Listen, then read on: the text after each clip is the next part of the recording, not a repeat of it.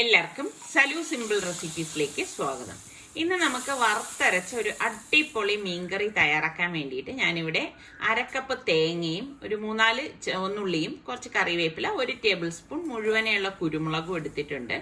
അപ്പൊ ഇത് ഇത്രയും നമുക്കൊരു പാനിലേക്ക് ഇട്ട ശേഷം ഇതൊന്ന് റോസ്റ്റ് ചെയ്തെടുക്കണം. അപ്പൊ ലോ ഫ്ലെയിമിൽ വെച്ചിട്ടാണ് നമ്മളിത് റോസ്റ്റ് ആക്കി എടുക്കുന്നത്. ഫ്ലെയിം കൂട്ടി വെക്കരുത് കേട്ടെങ്കിൽ കരിഞ്ഞു പോകും. പിന്നെ ഞാനിവിടെ നെല്ലിക്ക വലുപ്പത്തിൽ പുളി എടുത്തിട്ടുണ്ട്. ഒരു 1/4 കപ്പ് വെള്ളത്തിൽ നമുക്കിതൊന്ന് പിഴിയാനായിട്ട് മാറ്റി വെക്കാം. അപ്പം ഫ്ലെയിം കുറച്ച് വെച്ച് ടൈം എടുത്ത് തന്നെ നമ്മളിത് റോസ്റ്റ് ചെയ്തെടുക്കണം. അതിനുശേഷം നമുക്കിതിലേക്ക് 1 ടീസ്പൂൺ മഞ്ഞൾപ്പൊടി, 2 teaspoon Kashmiri chilli powder, 2.5 teaspoon മല്ലിപ്പൊടി, 1/4 ടീസ്പൂൺ വറുത്ത് പൊടിച്ച ഉലുവാപ്പൊടിയും കൂടി ചേർത്ത് നല്ലതുപോലെ ഒന്ന് ഇളക്കി കൊടുക്കാം. അപ്പോൾ പൊടികൾ കരിഞ്ഞു പോവാതിരിക്കാൻ പ്രത്യേകം ശ്രദ്ധിച്ചേക്കണം. അപ്പോൾ ഇതുപോലെ ഒന്ന് റോസ്റ്റ് ചെയ്ത ശേഷം ഇതൊന്ന് തണുക്കാനായിട്ട് പാനിൽ നിന്ന് നമുക്കൊരു പ്ലേറ്റിലേക്ക് മാറ്റാം. പാനിൽ തന്നെ വെച്ചിരുന്നാൽ ആ ചൂട് കൊണ്ട് ഇത് കരിഞ്ഞു പോകും. അപ്പോൾ പിന്നെ ഈ കറിയുടെ ടേസ്റ്റ് മൊത്തം പോകും. അപ്പോൾ ഇതൊന്ന് തണുക്കാൻ ഞാനൊന്ന് നിരത്തി വെച്ചു കൊടുക്കാണ്. അപ്പൊ ഇത് നല്ലതുപോലെ ഒന്ന് തണുത്ത ശേഷം നമുക്കിത് മിക്സിയുടെ ജാറിലേക്ക് ഇട്ടിട്ട് ഇതൊന്ന് അടിച്ചെടുക്കണം.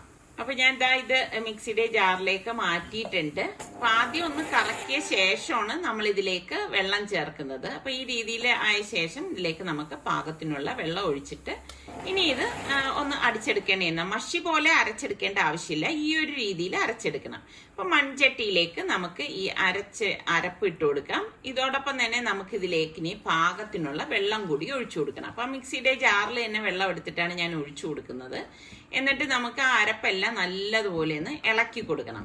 അപ്പൊ അതിൻ്റെ അകത്ത് അരപ്പ് കട്ടയായിട്ട് ഇരിക്കാൻ പാടില്ല. പിന്നെ നമുക്ക് ഇതിലേക്ക് പാകത്തിനുള്ള ഉപ്പും കൂടി ചേർത്തിട്ട് നല്ലതുപോലെ ഒന്ന് മിക്സ് ചെയ്ത് കൊടുക്കാം.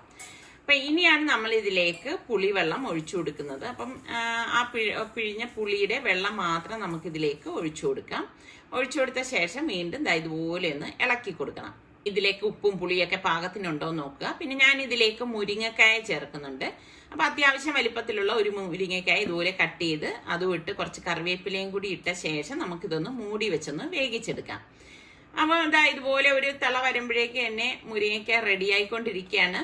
അപ്പൊ ഇതുപോലെ ഒന്ന് ഇളക്കി കൊടുക്കണം. ഇളക്കി കൊടുത്ത ശേഷം നമുക്കിതിലേക്ക് വൃത്തിയാക്കി വെച്ചിരിക്കുന്ന മീൻ കഷ്ണങ്ങൾ ഇട്ട് കൊടുക്കാം. അപ്പൊ ഞാനിവിടെ ചൂര മീനാണ് ഇതിലേക്ക് ഇട്ട് കൊടുക്കുന്നത്.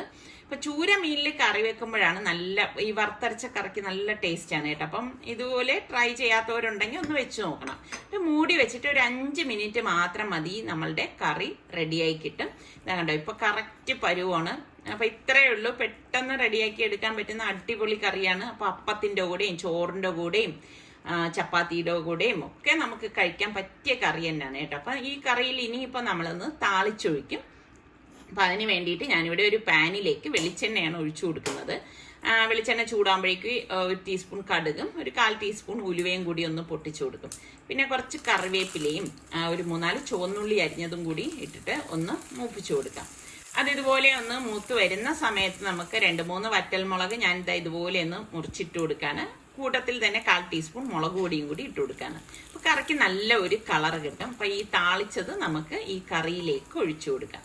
അപ്പോൾ ഞാൻ പറഞ്ഞതുപോലെ ട്രൈ ചെയ്യാത്തവര് ട്രൈ ചെയ്ത് നോക്കണം. അടിപൊളി വറുത്തരച്ച മീൻകറിയാണ്. അപ്പൊ നമ്മളുടെ ചാനൽ കണ്ടുകൊണ്ടിരിക്കുന്നവരിൽ സബ്സ്ക്രൈബ് ചെയ്യാതെ ആരെങ്കിലും ഒക്കെ ഉണ്ടെങ്കിൽ നിങ്ങൾക്ക് ഇഷ്ടപ്പെടുകയാണെങ്കിൽ സബ്സ്ക്രൈബ് ചെയ്യാൻ മറക്കരുതേ. അടുത്ത നമുക്ക് ഇതുപോലെയുള്ള നല്ല സിമ്പിൾ റെസിപ്പിയുമായി വീണ്ടും കാണുന്നത് വരെ എല്ലാവർക്കും ബൈ.